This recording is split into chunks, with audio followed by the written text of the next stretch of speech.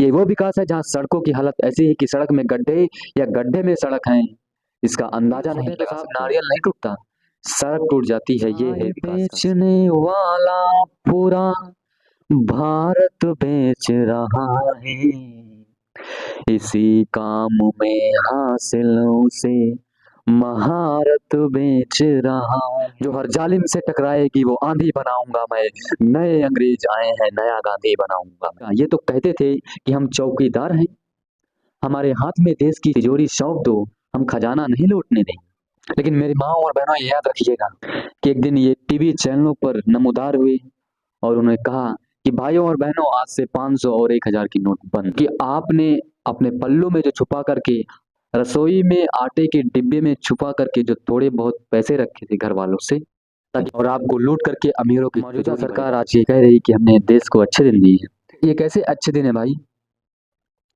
कि मोहब्बत भाईचारे के वो दीवाने दिन नहीं लौटा दो।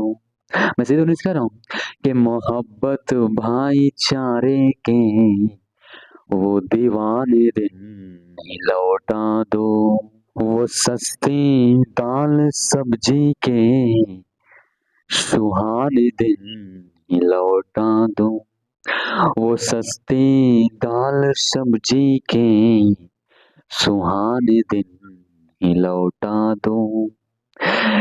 ये अच्छे दिन तो अंबानी अडानी को मुबारक हो, ये अच्छे दिन तो अंबानी अडानी को मुबारक हो, ऐसा करो साहिब हमको हमारे पुराने दिन लौटा दो, ऐसा करो साहिब हमको हमारे पुराने दिन लौटा दो।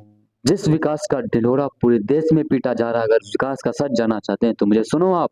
ये वो विकास है जहाँ सड़कों की हालत ऐसी है कि सड़क में गड्ढे या गड्ढे में सड़क हैं, इसका अंदाजा नहीं लगा सकते आप।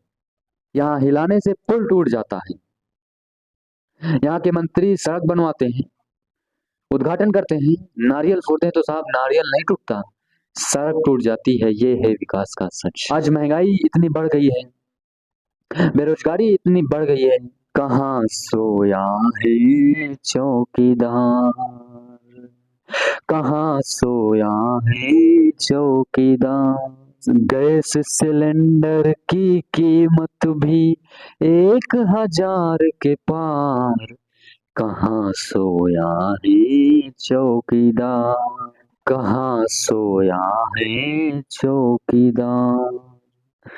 कि चाय बेचने वाला पूरा भारत बेच रहा है, चाय बेचने वाला पूरा भारत बेच रहा है, इसी काम में हासिल उसे महारत बेच रहा है, इसी काम में हासिल उसे महारत बेच रहा है। रेल बिक गई, तेल बिक गई, बिका हवाई अड्डा,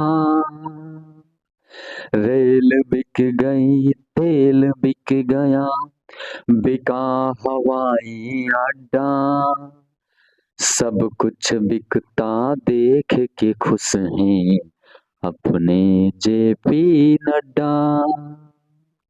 कि जनता महंगाई के मारे करती हाहाकार, कि जनता महंगाई के मारे करती हाहाकार, कहाँ सोया है चौकीदार। इस मुल्क में दो ताकतें हैं, एक ताकत वो जो सोचती है कि मुल्क उनकी तानाशाही से चलेगा, ये मुल्क उनकी मर्जी से चलेगा, और एक तरफ वो ताकत है जो कह रही है कि मुल्क बाबा साहब डॉक्टर भीमराव अंबेडकर के संविधान से चलेगा, ये मुल्क महात्मा गांधी के विचार से चलेगा, ये मुल्क मौलाना आजाद के सपनों से चलेगा, ये मुल्क पंडित जवाहरलाल नेहरू के ख्वाबों से चलेगा।